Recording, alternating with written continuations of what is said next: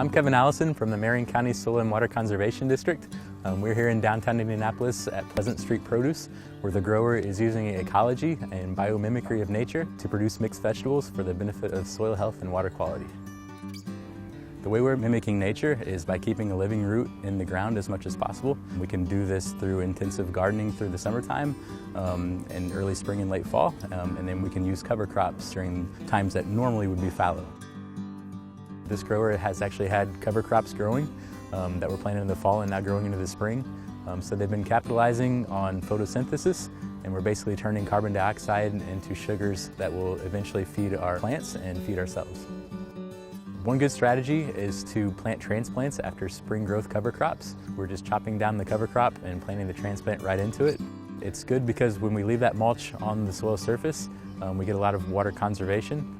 We also keep that biology intact under the ground, so those microorganisms will be transferring nutrients back and forth from the plant to the soil, so we can have a good, healthy plant. Here's an example of a tomato plant that was transplanted into a cut-down cover crop in the spring.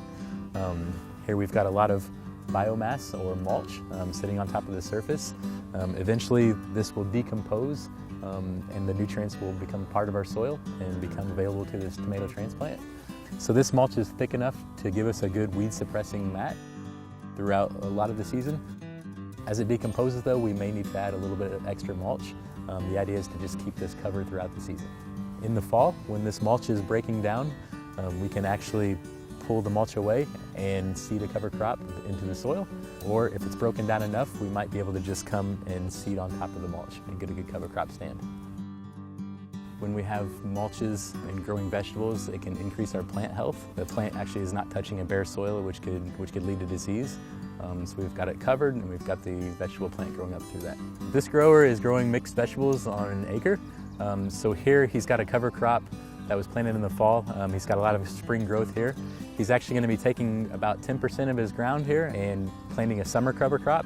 So this year this will not be in vegetable production, but on the other hand he's actually going to be biologically priming the soil and building soil organic matter for years to come. The reason that we try to promote gardening like this is because we want to promote a healthy biotic community in the soil. So we want a living soil that's going to be giving us nutrients. We don't want to be tilling very often or not at all. That really destroys the soil structure. We really need that soil life to be giving us nutrients and cycling nutrients. All that good stuff in the soil is going to end up bringing the plant more nutrition, which can give us more nutrition as well. Thank you for watching this video. I hope it was helpful. If you need more information, don't hesitate to reach out to your local Soil and Water Conservation District or local growers.